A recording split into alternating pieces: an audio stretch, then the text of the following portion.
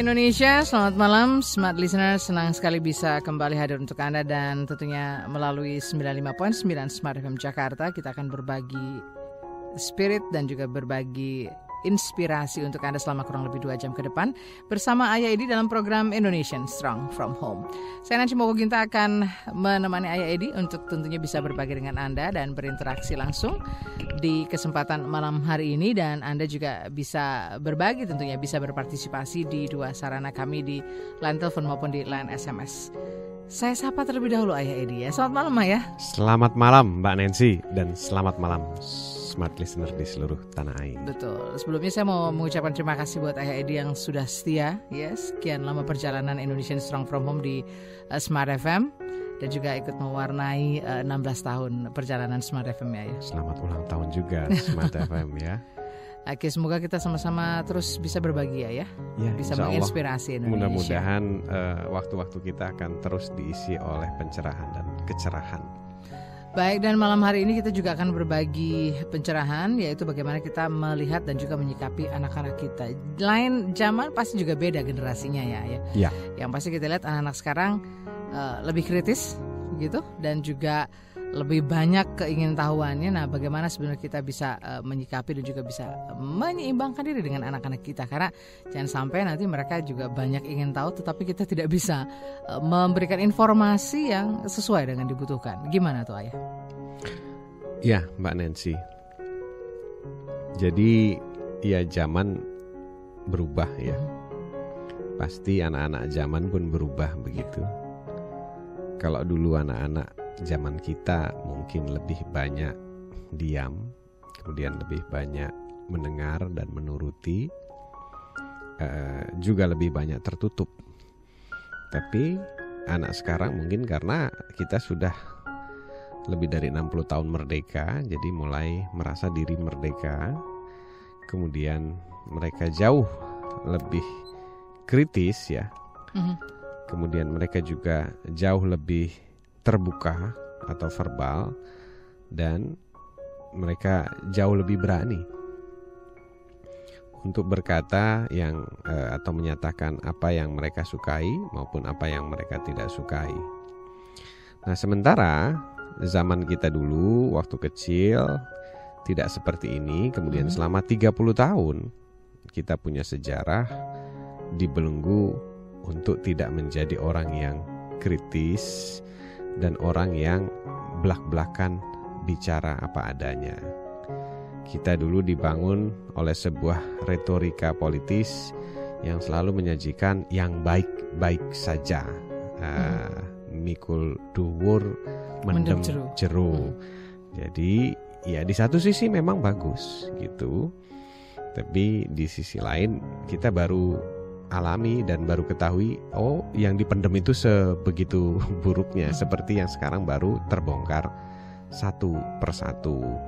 Nah, jadi kita mungkin ada perbedaan dalam sudut pandang menyikapi anak-anak, dan ini seringkali menjadi pemicu emosi orang tua.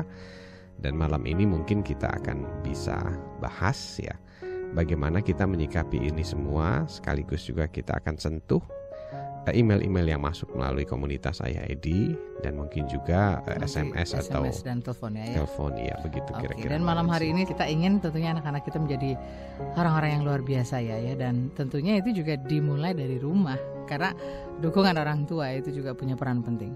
Ayah setuju pendapat itu? Ya Mbak, dari lagu ini kita bisa melihat universal child ya, bahwa anak-anak itu tercipta untuk menjadi anak dunia. Jadi yang membatasi mereka itu hanya di mana mereka tinggal, kemudian apa warna paspor mereka. Tapi pada prinsipnya Tuhan tidak pernah memisah-misahkan atau membeda-bedakan mana anak Indonesia, mana anak asing, mana anak Jepang, Korea dan sebagainya. Anak-anak ya tetap anak-anak, universal child ya. Jadi kita harus menyadari dalam hal ini bahwa kalau ada fenomena-fenomena baru dalam diri anak kita, ya begitulah universal child ya.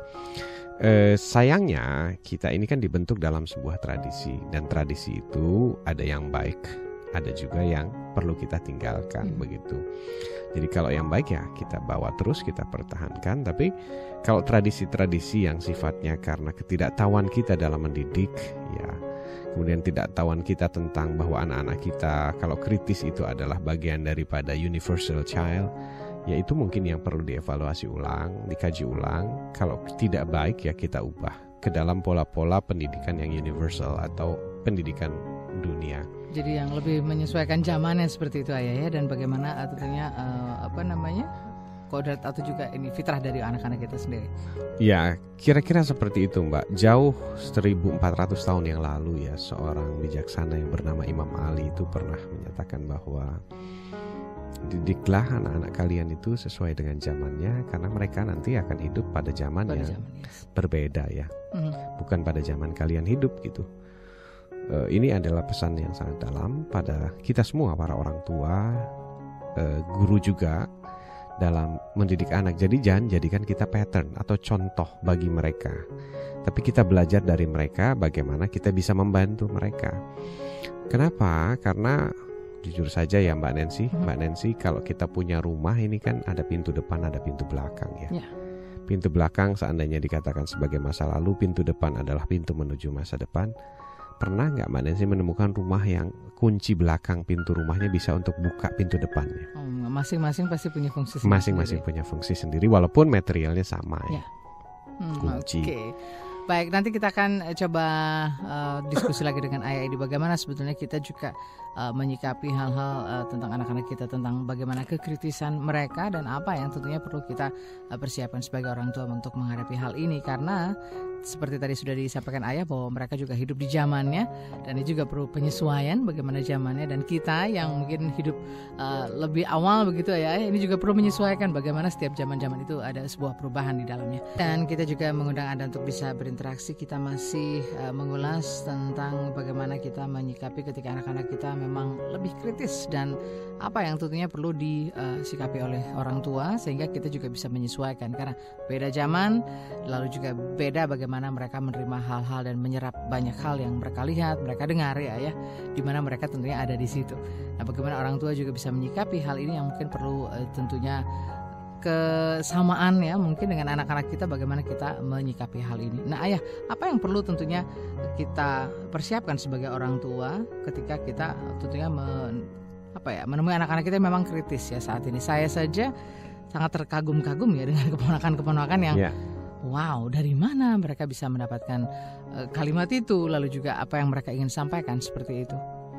Iya, yang pertama begini Mbak, otak anak-anak kita itu kan memang dirancang untuk belajar.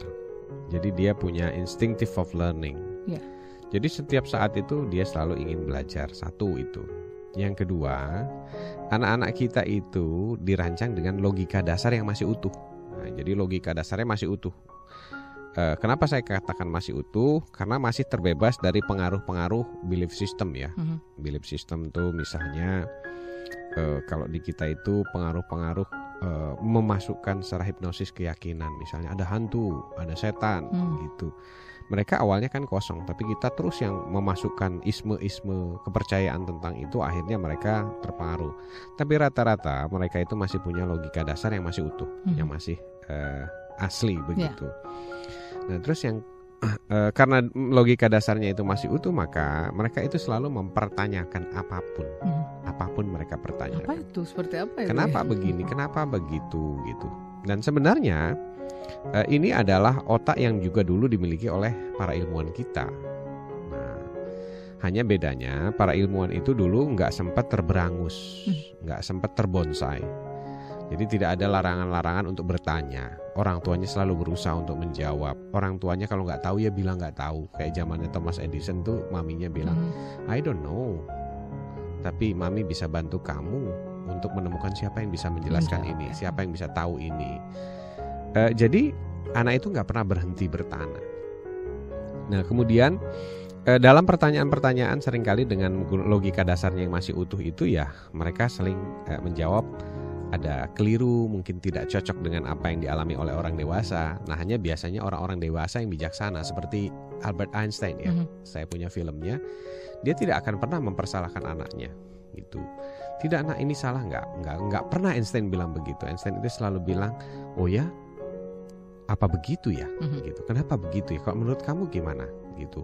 Jadi anaknya terus ditantang untuk berargumen sama dia sampai akhirnya nanti ketemu siapa yang benar gitu. Kalau anaknya yang benar ya, oh I'm sorry, I just know it gitu.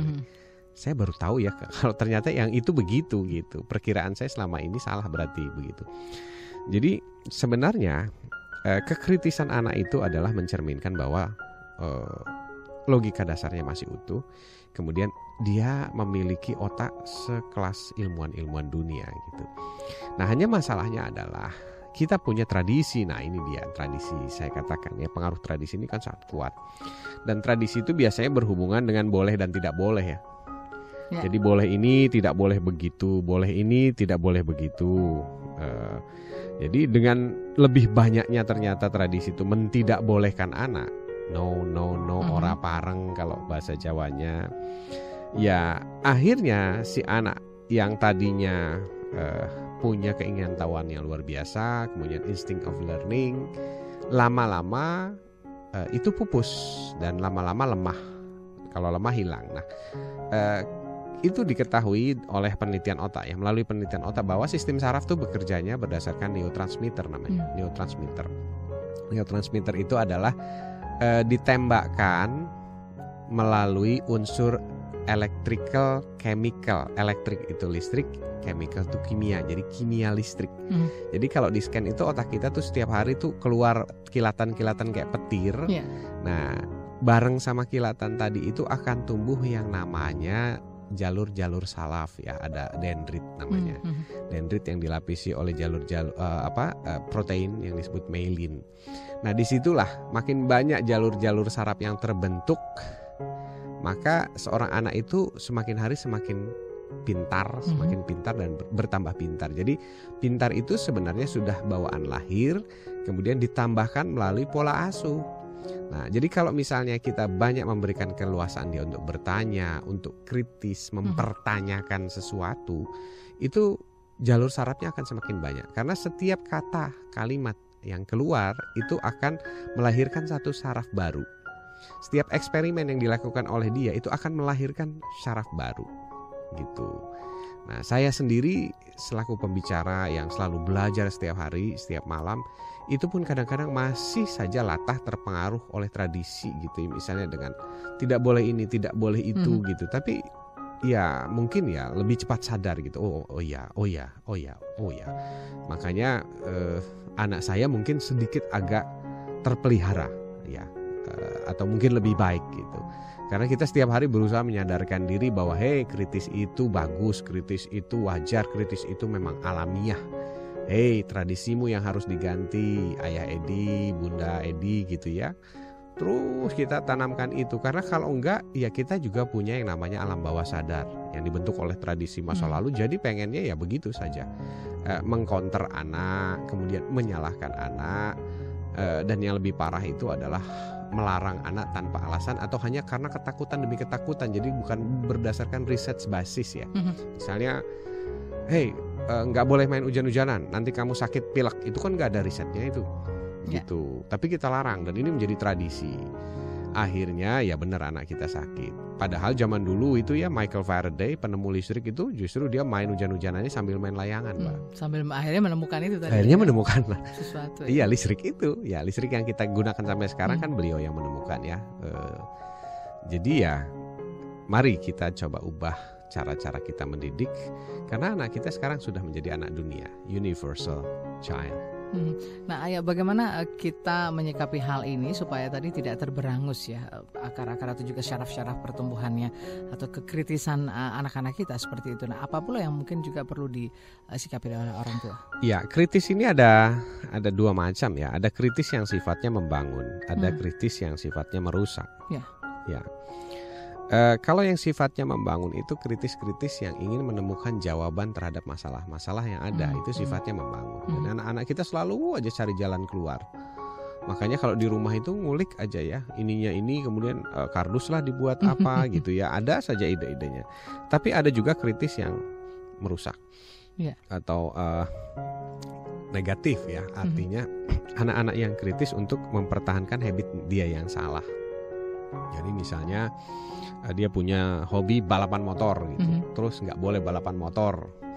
Nah, dia berusaha untuk membenarkan balapan motor itu. Nah, ini kritis-kritis yang perlu kita tanggapi ya. Tapi tidak kita marahi, kita ajak dialog karena banyak ini kasus-kasusnya di remaja-remaja zaman sekarang. Nah, kemudian untuk bisa memahami ini semua, tentunya kita tahu pertama memahami jalur saraf yang terbentuk. Yang kedua, kita harus memahami bahwa saraf itu juga pada akhirnya nanti membentuk habit di alam bawah sadar. Kebiasaan-kebiasaan. Ya. Jadi yang pertama adalah pada saat anak kita kritis, kita coba lihat ini. Kritisnya ini adalah untuk tujuan-tujuan self development sarafnya atau sudah mengarah ke habit. Ya. Kalau sudah mengarah ke habit untuk berdebat atau debat kusir, maka kita perlu luruskan dengan aturan-aturan main. Jadi aturan main berbicara seperti ini, aturan main berargumen seperti ini, harus mengumpulkan bukti. Jadi kita tidak melarang dia berargumen, tapi kita membatasi argumen-argumen yang akhirnya hanya debat kusir, Mbak.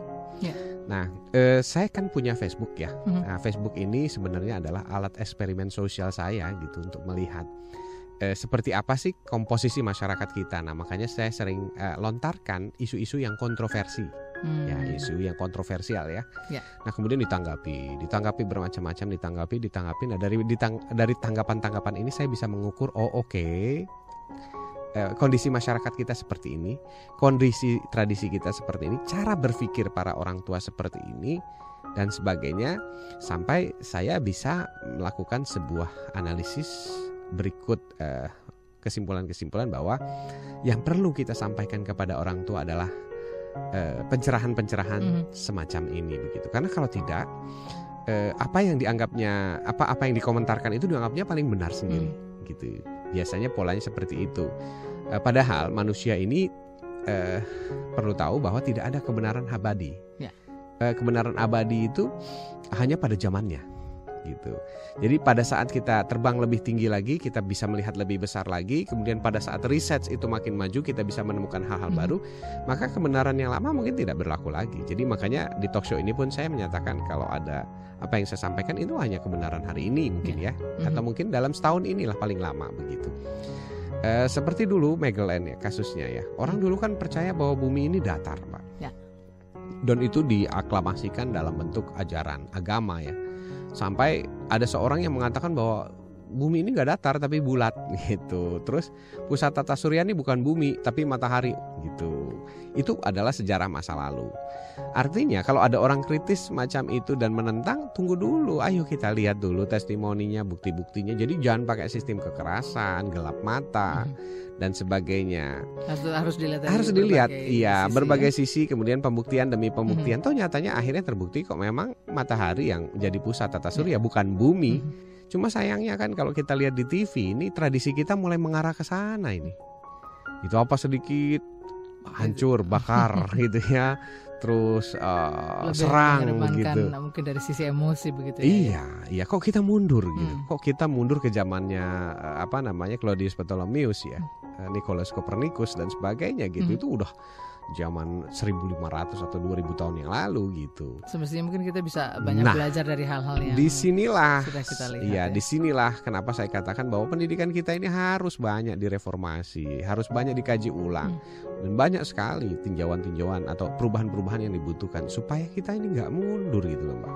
Gitu. Jadi jangan katakan bahwa pendidikan kita sudah baik-baik aja, that's okay dan sebagainya gitu. Oke, baik. Tadi mengulas tema menarik kita yaitu bagaimana kita menyikapi dan juga tentunya menanggapi anak-anak yang kritis ya saat ini, dan itu tentunya patut kita syukuri bahwa banyak hal yang bisa terjadi. Apakah mereka juga menjadi anak-anak yang jenius seperti tentunya beberapa jenius lainnya. Nah, ini tinggal bagaimana orang tua juga ya mengarahkan, memberikan ruang dan juga tadi bisa mengantarkan mereka dan menyikapi hal ini.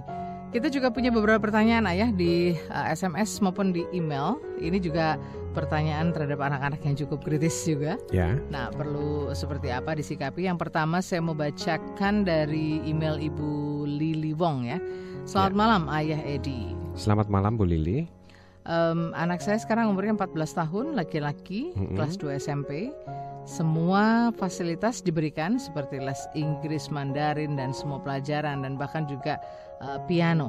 Tetapi untuk pelajaran piano sekarang sudah berhenti karena tidak ada kemajuan. Nah, pertanyaan saya, dia di sekolah tidak penuh dengan konsentrasi. Saya sudah pernah ikutkan pelatihan, berbagai pelatihan, ada yang sampai 2 kali, dan bahkan ini akan saya ikutkan camp yang berangkatnya keluar ya ke Taiwan selama 2 minggu. Ini apa yang saya sudah lakukan? Apakah sudah tepat seperti itu? Sebelum dijawab Ayah pertanyaan Bu Lili, kita juga sudah ada pertanyaan dari telepon. Kita terima 2 dulu dan setelah itu baru kita jawab langsung ketiganya. Selamat malam Smart FM. Halo, malam. Dari siapa di mana Pak? Pak Robi di Jakarta. Pak Robi, silakan Pak Robi. Malam Ayah Adi. Selamat malam Pak Robi. Apa kabar? Sudah lama sekali. Baik, ini Ayah baru gabung lagi nih. Iya, silakan Pak Robi. Biasanya ide-idenya bagus nih Pak Robi nih. Enggak mungkin. Nah, ya gini, ada yang mau saya minta tolong pendapat dari Ayah. Ada 2 hal nih Ayah. Okay. Yang pertama adalah saya belakangan ini agak susahnya lagi nih. Kalau saya panggil anak saya, itu terkadang suka dia dengar tapi dia nggak respon. Baik, dipanggil dia dengar nggak respons. Berapa kali panggil Pak? Wah, 2-3 kali tuh. Oke. Pertama lagi nonton TV atau lagi main game tuh. Oke, nonton TV terutama ya. Betul. Nah, saya lagi coba. Nah, apa yang saya lakukan sekarang adalah saya bilang sama anak baik-baik sebetulnya. Coba yuk, kalau misalkan kamu panggil Dedi, terus Dedinya nggak dengar nih, gimana rasanya? Nah, itu saya lakukan 2 jam gitu, ya dia nangis dan marah-marah kan. Nah, cuma saya mikir apakah ini jalan yang terbaik nggak sih buat ngajarin anak-anak, karena ini kan kayak berdendam nih dah. Nah, itu saya juga lagi mikirin gimana caranya, mungkin ada usul. Itu yang pertama. Yang kedua adalah anak yang pertama kan memang dia secara bahasa memang lebih kuatnya ke bahasa Inggris. Itu kelihatan banget Ayah. Nah, tapi saya kan juga pengen dia juga belajar bahasa Mandarin sebetulnya. Nah, bahasa Indonesia udah lancar ya? Lancar nggak ada masalah. Nah, pas lagi ke arah sana memang saya tahu nih bahwa memang mungkin dia sendiri nggak enjoy di bahasa Mandarin. Tangannya kanan atau kiri Pak? Kidal atau ke kanan? Awalnya kidal, tapi saya udah rubah ke kanan. Oh, diubah ke kanan ya? Ya, tapi kalau dari aktivitas olahraga dia lebih suka pakai kaki kiri. Oke. Biasanya Mandarin tuh cocok gitu. Cocoknya yang mana ya? Kalau ke kiri? Cocoknya sama otak kanan biasanya, karena dia modelnya kan model picturing ya. Bisa jadi cari tutornya aja nanti yang lebih ngerti cara ngajarinya. Atau Pak Robi beli buku mendidik anak otak kanan di dunia yang berotak kiri. Jangan-jangan itu gurunya ngajarin Mandarin pakai cara otak kiri itu. Nah, kayak gini, kalau saya lihat ya, Kevin ini memang mungkin dari pihak guru juga ada efeknya, karena mungkin Kevinnya mungkin nggak suka, maksudnya nggak begitu suka Mandarin. Nah, mungkin gurunya cuma biasa ngajar kayak guru biasa, nggak coba cari nggak coba cari celah. Yang jadi susah buat saya lagi nih, fokusnya nggak suka. Kita tuh nggak suka fokus Ayah. Susah untuk fokus kalau dia nggak suka itu. Iya, semua anak begitu Pak. Nanti gimana ini ya menyikapinya ya? Oke, baik Pak Robi, terima kasih Pak Robi. Sharingnya. Malam. Ditunggu terlebih dahulu ya jawabannya. Kita masih ada penelpon lagi ya Mas Bo, satu lagi. Halo, selamat malam. Selamat malam. Iya, dari siapa di mana Ibu? Dari Ibu Nabila di Jakarta. Ibu Nabila di Jakarta, silakan. Selamat malam Ayah Edi. Selamat malam Bu Nabila, silakan. Saya senang Indonesia memiliki Ayah Edi ya. Alhamdulillah, saya juga senang punya Ibu Nabila nih yang care sama keluarga. Saya mau tanya, ini kan saya itu berjualan di depan sekolah. Oke. Di mana pembelinya adalah anak-anak. Iya. Ya. Oke, sayang sekali terputus ya. Nanti mungkin bisa dicoba kembali atau untuk lebih memudahkan SMS dan tidak menyulitkan karena mungkin gangguan komunikasi. Silakan saja Bu Nabila bisa kirimkan pertanyaannya di SMS ya di 0812 11 12 959. Kita boleh langsung ke Bu Lili Wong dulu Ayah. 14 tahun anaknya laki-laki betul. Ya. Jadi gini Bu Lili, mudah-mudahan Ibu sedang dengarkan ya. Ada huruf A, ada huruf B, ada huruf C. Ini paling gampang nih. A itu orang tua, B itu anak, C itu pihak ketiga. Ya.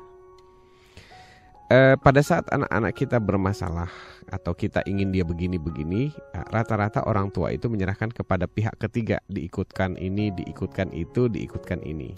Nah, itu ngikutin itu harganya mahal-mahal tuh Bu, biasanya. Cuma ada satu hal yang kita lupa seringkali adalah merubah A. Karena B ini sumbernya dari A. Nah, C ini hanya pelengkap. Gitu. Jadi kalau anak kita ingin berubah itu ya yang harus diubah sebenarnya orang tua dulu. Mulai dari lingkungan terdekatnya. Pemahaman orang tua. Makanya saya buat program itu namanya program observasi Bu. Jadi nggak pakai janji-janji deh program saya. Ikut aja gitu. Nanti yang udah juga akan mengetahui bagaimana hasilnya. Di program saya itu fokusnya bukan di B, bukan di si anak, tapi di si orang tua. Memang objek yang diobservasi itu adalah anak, tapi target pencapaiannya adalah merubah orang tuanya. Jadi orang tua yang pertama yang dirubah adalah pemahamannya tentang anaknya sendiri. Karena banyak punya anak itu sering ketemu ya nggak ngerti itu anaknya seperti apa, harus bagaimana bersama anaknya. Terus dia punya talented tersembunyi apa, banyak loh yang nggak tahu. Makanya kita belajar di sana selama 2 minggu melalui objek langsung observasi anaknya. Boleh di handycam kalau takut lupa. Nah, terus nanti ada di sana juga kita sampaikan konsultasi langsung ya, one on one, 4 mata. Selama 2 jam penuh itu membahas totalitas tentang anaknya dan upaya-upaya yang bisa kita lakukan untuk yang terbaik buat anaknya melalui perubahan yang dilakukan oleh kedua orang tuanya. Nah, jadi begini Bu, kalau Ibu melakukan investasi melalui program-program melalui pihak ketiga C tadi, sebagus apapun program itu, seterkenal apapun penyelenggaranya, akan saya jamin itu akan hambar, hanya bertahan 1 bulan sampai 2 bulan saja. Kalau anaknya berubah, sisanya balik lagi ke yang sebelumnya. Karena dia kembali kepada ini lingkungan. Iya betul, karena orang tuanya tidak berubah, orang tuanya tidak memahami apa yang dirinya harus ubah supaya anaknya yang nomor 1 misalnya itu begini, yang nomor 2 begini, karena tiap anak beda-beda. Jadi kira-kira seperti itu Bu gambarannya. Selama kita orang tuanya belum berubah, sulit rasanya mengharapkan anak kita berubah. Oke Bu Lili Wong, terima kasih sudah berbagi. Kita ke Pak Robi. Nah ini gimana ya supaya tetap fokus dan tentunya anak ini jadi lebih menikmati ya pembelajarannya. Baik Pak, sebenarnya setiap manusia itu punya yang namanya tombol autofocus Pak. Itu kalau kamera compact tuh, autofocus. Sama Pak Robi juga punya program autofocus waktu misalnya dikejar deadline. Kemudian waktu misalnya Pak Robi tertarik pada satu bisnis baru nih, yang ditekuni atau yang prospektif, itu autofocus gitu. Jadi kalau lagi autofocus gitu, kadang-kadang Pak Robi dipanggil istri juga nggak dengar tuh, gitu. Karena memang sifat dasar manusia, pendengaran kita itu mengikuti kemana kita fokus. Kalau nggak percaya boleh diuji coba ya. Di situ ada program di internet itu, ada sebuah tontonan Pak Robi mungkin pernah lihat ya, ada orang main basket. Kemudian kita suruh melihat orang yang main basket, sama pelatihnya dibilang berapa kali si A mendribble, berapa kali si B mendribble, maka fokusnya ke si A dan si B. Ternyata di situ dikasih monyet lewat, nggak kelihatan monyetnya loh Mbak. Saya nguji berapa kali tuh. Kira-kira karena seperti fokus, itu. Itu namanya autofocus Pak Robi. Anak-anak lebih-lebih lagi gitu. Kenapa? Karena anak-anak kan belum banyak cabang-cabang masalahnya. Jadi autofokusnya makin bagus, makin keren, makin top lah. Nah sayangnya kita tidak paham ini akan autofokus, padahal kita sendiri juga punya. Nah jadi bagaimana caranya supaya untuk mengubah autofokus itu menjadi kembali lagi manual? Ya tentunya diklik tombolnya Pak. Nah, gimana cara ngekliknya? Nah kalau Pak Robi mau panggil anaknya, tolong Pak Robi datang mendekat, kemudian pegang kedua tangannya, bisikan di telinganya, sayang Papa mau ngomong 5 menit lagi atau 3 menit lagi. Jadi jangan dadakan sekarang. Pak Robi juga kalau dibegitukan sama istri pasti bilang nanti yang bentar yang 5 menit lagi, 3 menit lagi. Kenapa? Karena fokus pada titik itu jangan sampai nanti hilang entah idenya, entah apanya begitu. Jadi kasih time frame. Nah ini di sini yang kita seringkali nggak sadari. Padahal kita juga begitu loh sama gitu. Nah kemudian habis begitu kamu paham nak. Nah ini cross checking ya. Jadi kayak kalau kita makan di restoran nih Pak Robi kan suka ditanya ya. Jadi yang dipesan A, B, C, D gitu ya. Itu sama ya. Jadi kamu paham ya nak ya. Kita lihat wajahnya sampai dia mengangguk, paham. Oke. Habis begitu tak Papa tunggu ya 3 menit lagi reconfirming. Setelah itu baru anak-anak pasti akan datang. Nah kalau nggak datang, baru kita aturan. Kalau nggak datang, apa kasih konsekuensinya. Seperti itu. Nah rata-rata kalau anak saya diperlakukan dengan cara itu, autofokusnya off Pak gitu. Tapi kalau bapak misalnya teriak-teriak dari jarak jauh, sama Pak, anak saya juga begitu. Asik Pak, pokoknya nanti coba tombol autofokusnya di-off. Itu kalau anak yang satu ya. Yang kedua tadi kan tentunya pandai pada satu bahasa, tetapi Pak Robi juga ingin dia lebih banyak lagi ya keahlian dalam berbahasanya. Ya, disinilah bedanya Mandarin dengan yang non Mandarin ya. Kalau Mandarin itu adalah bahasa huruf-huruf yang dirancang oleh orang-orang otak kanan. Jadi mereka modelnya bukan simbol tapi gambar bentuknya gitu ya. Beda dengan ABCDE ya atau Latin. Latin itu lebih banyak simbolik. Kalau Latin itu biasanya yang lebih cepat diajari itu anak otak kiri. Tapi kalau Mandarin dan sejenisnya, Jepang dan sejenisnya, itu yang lebih cepat sebenarnya anak otak kanan gitu. But kalau ada pengecualian misalnya, kok ternyata Kevin enggak nih. Nah yang dicek coba gurunya deh gitu. Karena biasanya anak otak kanan itu emotionally sensitive. Jadi kalau gurunya nggak pandai-pandai cari celah di emotional levelnya atau di hal-hal yang menarik minat dia, maka otaknya nggak on. Nah jadi masalahnya otak Kevin ini nggak on Pak, nggak hidup waktu belajar Mandarin. Jadi bukan dia nggak bisa ya, tapi dia nggak mau. Tidak gitu. Menikmati gitu. Ya tidak menikmati prosesnya. Jadi nggak bisa sama nggak mau dua hal yang berbeda Pak. Jadi tolong dicarikan guru yang bisa memahami itu atau beli bukunya yang tadi saya rekomen ya. Right Brain Child in Left Brain World by Jeffrey Fred. Terima kasih Pak Robi. Nanti kita akan coba tanggapi lagi beberapa yang lain. Tentunya selepas kita akan lewatkan dulu pesan-pesan berikut ini. Masih Anda ikuti Indonesian Strong From Home bersama Ayah Edi, praktisi multiple intelligence dan holistic learning.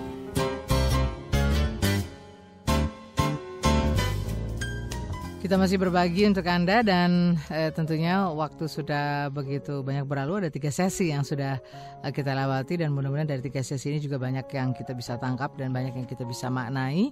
Bagaimana sebenarnya kita menyikapi anak-anak yang kritis dan apa yang tentunya perlu disikapi oleh orang tua dan apa yang perlu dipersiapkan oleh orang tua. Kita juga berbagi dengan Anda yang sudah mengirimkan pertanyaan di email. Tadi sudah ada salah satunya ada Bu Lili Wong dan juga telepon ya. Nah ini saya mau berbagi dulu dengan SMS ini yang sudah juga berkirim SMS mulai dari pukul 6 ini Ayah. Acara kita jam 8 tapi sudah kirim SMS sebelumnya ya. Itu inden namanya. Iya betul.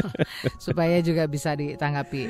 Selamat malam Ayah Edi. Selamat malam. Luar biasa Pak atau Bu. Dari 0857 6054 dan seterusnya. Beliau ini seorang guru bimbingan belajar. Oke. Beliau bertanya apa yang harus dilakukan ketika anak-anak kita mendapat nilai kurang dari KKM atau kriteria ini ya. Ya, kriteria kelulusan minimal ya. Betul. Saya pribadi ketika melihat nilai yang kurang bagus tidak pernah memukul atau memarahi anak. Saya hanya memotivasi mereka agar lebih rajin belajar. Iya. Gimana tuh Ayah menyikapinya? Yang pertama begini, itu ada 2 unsur ya. Unsur pertama itu unsur mental. Unsur kedua itu unsur teknik belajar. Ya. Jadi saya akan bahas unsur mentalnya dulu. Kalau misalnya anak-anak nilainya jatuh misalnya, jatuhnya berapa sih? Gitu, 5. Kita bikin lomba yuk naik 1 poin, yang 5 jadi 6, yang 7 jadi 8, yang 3 jadi 4. Yuk kita bikin lomba, kalau berhasil kita rayain. 1 poin aja. Itu namanya mental Mbak. Jadi yang ditanamkan ke dia adalah bukan kegagalan, kebangkitan. Gitu. Bagaimana caranya bangkit? Gitu. Kalau gagal semua orang ngalamin gagal. Aneh malah kalau hidup ini gak pernah gagal tuh agak aneh. Dan hampir tidak ada. Gitu. Ilmuwan besar, tokoh besar, semuanya pernah gagal. Tapi bagaimana bangkit? Nah itu gak semuanya masalahnya Mbak.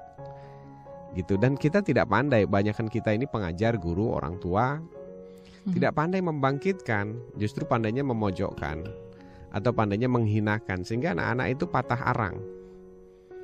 Padahal mereka adalah makhluk-makhluk yang sangat cepat sekali dibangkitkan kalau kita tahu caranya. Jadi dibangkitkan. Ya. Jadi kalau misalnya mereka 4, jangan penting angka 4-nya, tapi bagaimana mereka bisa jadikan itu jadi 5, bulan depan 6, bulan depannya lagi 7. Kan 1 tahun udah bisa nilai 10 itu. Ya. Itu baru dari mental. Kemudian dari teknik pembelajaran, kita harus pelajari nih. Yang pertama, ada anak visual. Visual itu belajarnya lewat gambar-gambar. Jadi gunakan gambar-gambar. Gunakan ilustrasi gambar. Kalau belajar matematika tuh pakai gambar-gambar. Ini maksudnya begini, pakai benda-benda sebagai alat bantu.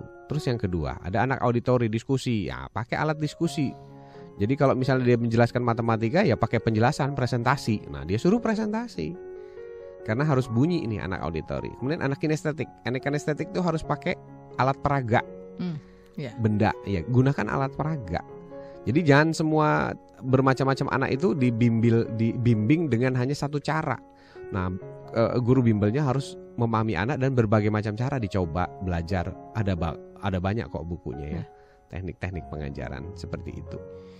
Nah, jadi kombinasi antara teknik dengan mental atau emotional motivation tadi itu adalah kombinasi yang klop untuk membangkitkan seorang anak. Saya di rumah tidak pernah ada kata gagal buat anak saya. Saya nak coba lagi sayang. Pasti bisa loh. Satu. Yang kedua, tidak ada celaan, hanya ada pujian. Seburuk apapun gambar anak saya, ya Allah nak, kamu, padahal gak jelas nih gambar apa. Kombinasi warnanya bagus ya nak ya. Saya selalu cari sisi yang masih bisa dipuji, apa sih gitu. Nah terus kalau misalnya saya ingin memperbaiki, ini kalau garisnya begini bisa gak ya? Pasti lebih bagus loh. Jadi dia terus mencoba, gak pernah patah arang.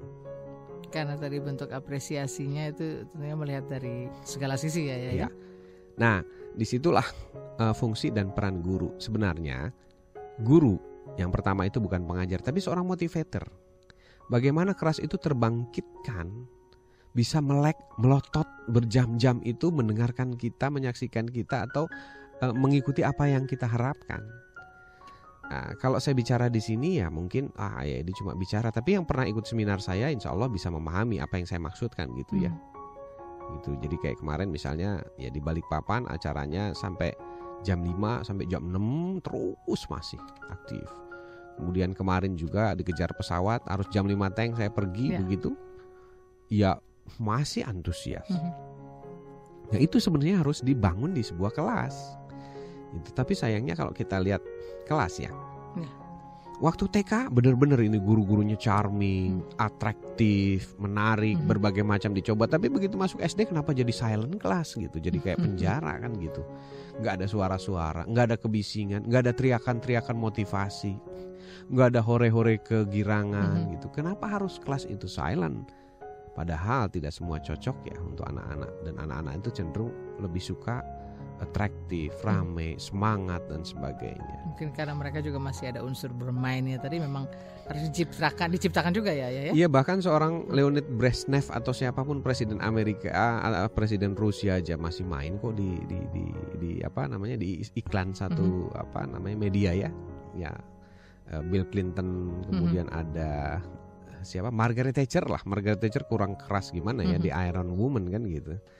Tapi ya masih punya kok unsur kekanak-kanakan, ingin bermain, heboh dan sebagainya. Itulah sebabnya kenapa karyawan-karyawan yang kalau kerja silent gitu, tiba-tiba diadain acara outbound keluar itu aslinya. Jadi sebenarnya itulah aslinya mereka begitu. Yang ada itu tidak asli. Kenapa kita hidup dengan ketidakaslian kan gitu? Kenapa anak-anak kita didik dalam sebuah pola sistem pendidikan yang menampilkan ketidakaslian mereka gitu? Jadi hiduplah apa adanya ya, sehingga anak-anak juga nanti bisa menikmati apa adanya. Ya. Baik, kita masih berbincang di Indonesian Strong from Home dan di sesi pertama tadi kita mengulas tentang anak-anak yang kritis. Nah, bagaimana juga orang tua ini bisa menyikapi dan juga menanggapi anak-anak yang kritis seperti yang tentunya kita hadapi sekarang ya, begitu banyak sekali keingintahuan dari anak-anak dan ini juga perlu disikapi, diresponi yang benar seperti itu. Kita juga masih membahas beberapa pertanyaan yang hadir di SMS maupun di telepon dan juga beberapa pertanyaan yang hadir melalui email. Dan Anda yang ingin mendapatkan informasi seputar kegiatan Ayah Edi atau juga buku-buku yang sudah beliau tulis dan ingin mendapatkannya silakan saja. Oke, mudah-mudahan Ayah Andri di Tangerang sudah bisa terjawab ya pertanyaannya dan juga terima kasih untuk Bu Dina Desirina yang juga bertanya bagaimana mendapatkan buku Ayah Edi. Ya. Kita ke selebihnya di toko buku ya Mbak. Di toko buku betul ya. Jadi kecuali memang sudah tidak mendapatkan di toko buku silakan ya. Kita ke pertanyaan dari Bian di Surabaya ya Ayah. Bian ingin diskusi dengan Ayah Edi. Saya membaca sebuah buku parenting yang menyebutkan bahwa jika pertengkaran itu pertengkaran anak kecil biasa, Anda bisa jadi penonton bagaimana anak kecil menyelesaikan masalahnya. Bertengkar adalah bagian proses belajar bergaul dengan sesama. Bagaimana menurut Ayah? Ya, setiap penulis buku punya pengalaman sendiri-sendiri ya. Jadi saya juga punya pengalaman, saya mempraktekkan begitu. Rata-rata justru kalau saya perhatikan, saya biarkan anak-anak itu kalau bertengkar mereka justru tidak tahu bagaimana menyelesaikan masalah. Begitu. Itulah sebabnya dalam buku saya, khusus ya parenting buku yang saya tulis 37 kebiasaan orang tua yang menyebabkan perilaku anak suka melawan dan sulit diatur adalah sebabnya karena kita sering bilang nanti juga baik sendiri, nanti juga damai sendiri, biarlah namanya juga anak-anak. Nah, justru ucapan-ucapan seperti inilah yang menyebabkan anak kita sering bertengkar dan menjadi sulit diatur. Kemudian saya melakukan proses observasi terhadap anak saya juga anak-anak murid saya gitu. Kenapa sih mereka bertengkar? Nah, justru yang saya dapati adalah karena mereka tidak tahu bagaimana cara menyelesaikan masalah. Ya. Gitu. Nah, akhirnya saya coba bantu bagaimana cara menyelesaikan masalah, dan itu dituangkan dalam buku saya Ayah Edi Menjawab. Gitu. Jadi apa hasilnya? Hasilnya adalah anak saya sama sekali tidak pernah bertengkar, kecuali kalau mereka bercanda ya.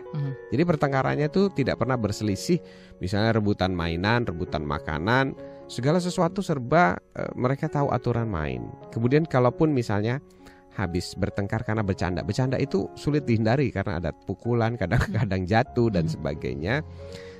Dan mereka tahu bagaimana menyelesaikan karena kita sudah punya koridor aturan main bagaimana menyelesaikan masalah. Misalnya ya proses pengadilan yang saya sering mengatakan ya. Kemudian masing-masing berbicara, kemudian ada saksi sampai pada akhirnya mengetahui bahwa siapa yang salah dan benar. Itu harus kita tunjukkan.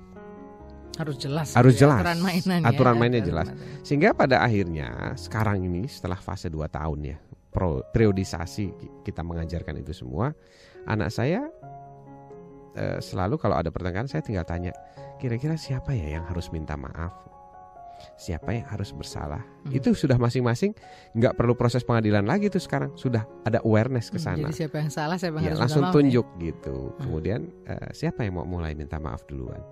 Kadang-kadang mereka juga tahu sama-sama buat salah, mereka juga mengakui gitu. Jadi saling tunjuk diri gitu. Saya, terus dia jelasin, kalau Dedek kesalahannya ini, kalau Mas kesalahannya misalnya mukul, kalau Dedek kesalahannya memulai gitu. Akhirnya Dedek memulai minta maaf atas kesalahannya, Mas Indo minta maaf juga atas kesalahannya. Dan itu cantik sekali gitu saya melihat itu.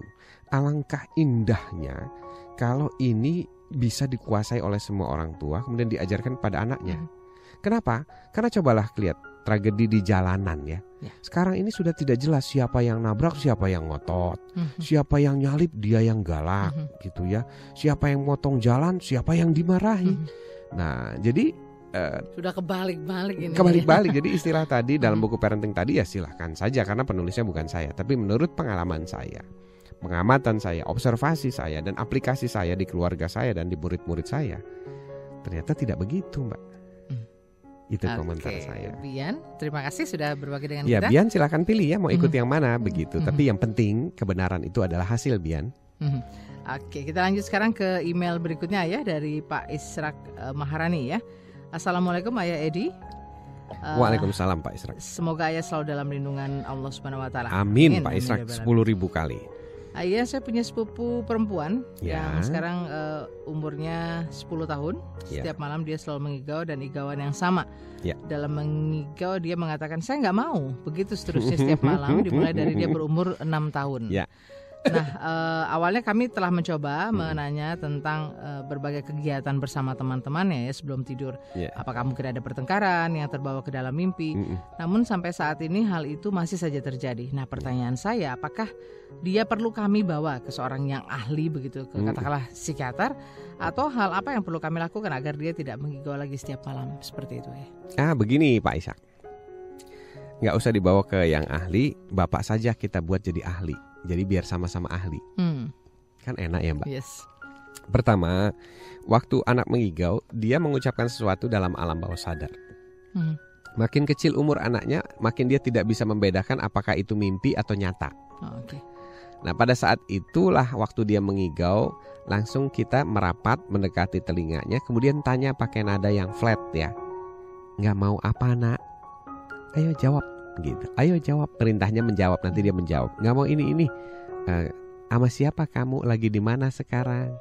Terus jadi kita wawancara itu anak. Itu namanya proses hipnosis ya.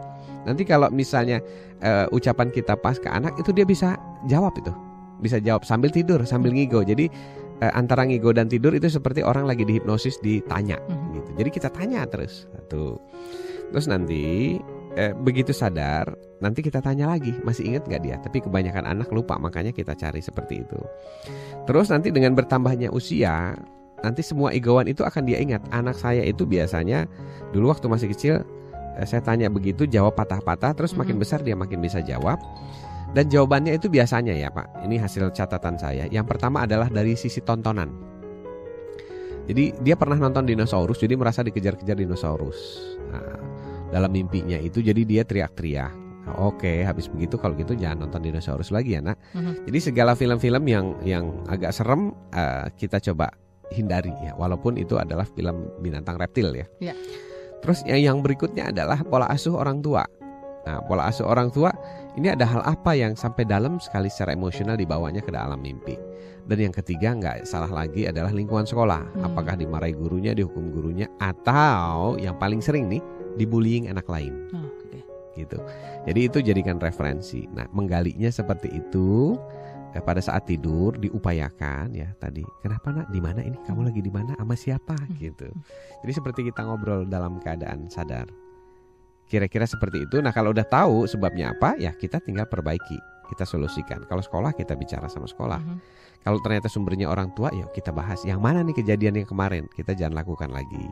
Tapi kalau misalnya sumbernya tontonan, ya hindari tontonan itu, ganti dengan tontonan yang lebih sehat. Gitu. Oke, Pak Israk, mudah-mudahan bermanfaat ya dan bisa nanti langsung diaplikasikan sehingga nanti bisa membantu ya ponakan tercinta. Kita lanjut lagi Ayah ke email berikut sebelum kita ke SMS. Saya ke pertanyaan dari Ibu Juli Lau. Selamat malam Ayah Edi. Selamat malam Bu Juli. Saya penggemar berat Ayah loh. Waduh, dan alhamdulillah. Acaranya kan? Yes. Dan saya mengoleksi semua buku-buku Ayah. Alhamdulillah. Kalau boleh saya ingin meminta tolong nih Ayah, membahas bagaimana pendapat Ayah tentang anak-anak yang suka main game seperti alat-alat sekarang, yang iPod, iPad, PSP dan yang lainnya yang sejenis. Nah, sekarang ini setiap hari kita keluar rumah, entah ke mall atau kemana, selalu melihat anak-anak yang masih SD bahkan TK sudah main iPod. Nah, jujur saja saya sendiri juga punya, dan anak saya yang berumur 3,5 tahun juga suka main iPod. Nah, yang saya mau tanyakan, bagaimana menurut pandangan Ayah tentang hal ini? Kira-kira apa dampak baik dan juga buruknya buat anak yang suka bermain dengan ini, dengan teknologi seperti ini? Sebelumnya saya minta maaf Ayah kalau pertanyaannya seperti ini, karena saya sangat menghargai bila Ayah berkenan untuk meluangkan waktu menjawab dan membahas hal ini. Bu Juli Lau. Ya. Silakan Ayah. Baik, yang pertama saya ingin menyatakan Bu Juli bahwa alat itu netral ya. Alat itu netral, tidak baik, tidak buruk. Tapi isi gamenya lah yang membuat itu tidak netral ya, positif atau negatif. Memang benar dalam segala sesuatu itu selalu ada dua unsur ya, siang, malam, pagi, sore, negatif dan positif. Nah, hanya bobotnya lebih lama mana. Jadi kalau di Indonesia mungkin antara siang dan malam seimbang, tapi di Eropa sama Antartika beda ya. Seperti itu, malamnya lebih lama dari siangnya atau sebaliknya. Nah, begitu juga pada saat kita melihat game iPod dan sebagainya. Kelebihannya jelas anak kita tidak buta teknologi. Tapi anak-anak itu sebentar saja belajar teknologi, jadi jangan khawatir kalau anak buta teknologi. Nah, kemudian yang berikutnya adalah efek negatif. Yang pertama itu ke organ visual, Bu. Jadi biopsinya anak itu belum tahan untuk fokus ke satu benda itu sampai 2 jam lebih. Jadi kalau udah 2 jam lebih itu nanti akan membahayakan positioning biopsi atau mata anak. Dia akan mengalami minus ya, seperti itu. Atau kelainan-kelainan mata lainnya. Itu yang saya tahu ya secara fisikal. Kemudian secara mental ya tergantung gamenya gitu. Kalau gamenya kekerasan nanti yang tertanam kekerasan. Nah, jadi kalau misalnya cari game di iPod dan sebagainya, usahakan kontennya itu adalah game strategik ya yang teknik-teknik strategi, kemudian yang ada hubungannya dengan matematika, fisika, mining, hitung-hitungan dan sebagainya. It's okay. Nah, saya anjurkan bagi para orang tua yang ingin membelikan mainan gamenya, kalau bisa ikutan main supaya tahu kontennya. Yeah. Itu saya selalu ikutan main tuh sama anak-anak itu. Jadi kalau lihat ayah Edi main di rumah game itu ya bukan suka ngegame gitu ya. Ya kadang-kadang pengen tahu kontennya apa sih. Seperti itu. Selain itu, kalau kita main bareng sama anak, kita bisa mengarahkan ya, menanamkan sisi positif dari negatif yang dia lihat. Sisi positif dari negatif yang dia lihat. Misalnya kalau tembak-tembakan tuh apa? Tembak-tembakan ini dalam rangka apa? Bagaimana? Dan sebagainya dan sebagainya. Itu kalau kita main bareng, game bareng. Terus kelebihan lainnya kalau main game bareng itu nanti anak akan ngefans ya sama ayahnya. Terus ngerasa ngefriend sama orang tuanya. Kalau udah ngefans dan ngefriend, otomatis apa aja di-sharing sama mereka. Dan kita bisa diskusi tentang baik buruknya sebuah game. Terus game-game yang kita hindari dan sebagainya. Nah, kalau saya mensiasatinya begitu. Apa yang ada di dunia kehidupan zaman anak kita sekarang ya, kita tidak bisa cut off begitu saja. Tapi bagaimana kita melakukan penyesuaian demi penyesuaian agar kontaminasi negatif ini kita ubah menjadi kontaminasi positif. Kira-kira seperti itu. Seperti banyak orang kritisi tentang mall begini, mall begitu. Saya tidak. Saya tetap ajak anak saya ke mall, tapi positioning dia adalah dia mau jualan apa di mall. Dia mau bisnis apa di mall. Dia bisa lakukan pembelajaran apa di mall gitu. Dan itu bisa kok dilakukan. Di mall ada toko buku. Di sana dia bisa melakukan pembelajaran baca gratis tanpa harus bayar, misalnya begitu. Kemudian dari orang-orang yang dagang itu kita bisa latih mereka. Kamu bisa buat ini nggak? Ini kalau didagangin ayah, kamu bisa buat seperti ini aja prototipenya. Walaupun bentuknya kertas, ayah nanti beli di rumah. Itulah sebabnya anak-anak saya bilang kemarin, Mbak, beberapa kali bikin pameran di rumah. Ya, pameran hasil karya itu dari ke mall yang lihat benda ini. Ikut pameran ini. Saya ingin ikut langsung dan lihat dijual ini. Begitu. Ya kira-kira seperti itu Bu. Jadi bagaimana orang tua ini berkreatif ria melakukan penyesuaian terhadap zaman yang terus berubah begitu. Oke, baik. Kita punya banyak kesempatan lagi untuk bisa menjawab beberapa pertanyaan yang lain di 3 sesi berikutnya. Mohon maaf ini bukan tidak ingin menjawab semuanya ya. Tentunya kita juga berusaha berbagi, untuk bisa berbagi. Jadi melalui email maupun line telepon juga masih kami buka. Jadi harap bersabar. Dan kalaupun toh belum sempat dibahas malam ini, kami juga biasanya meluangkan waktu untuk membahas pertanyaan-pertanyaan yang belum sempat kita ulas di waktu-waktu yang khusus. Ini sebelumnya saya mau baca apresiasi buat Ayah Edi ini dari seorang pensiunan guru SD. Ada Bu Marice di Belawan, saya penggemar acara Ayah dan yang lainnya. Dan semua rasanya saya sangat bersyukur mendapat gelombang Smart FM ini. Terima kasih Ayah, siaran sangat bermanfaat bagi diri saya dan Smart FM memang spirit untuk semua, bukan hanya untuk Indonesia.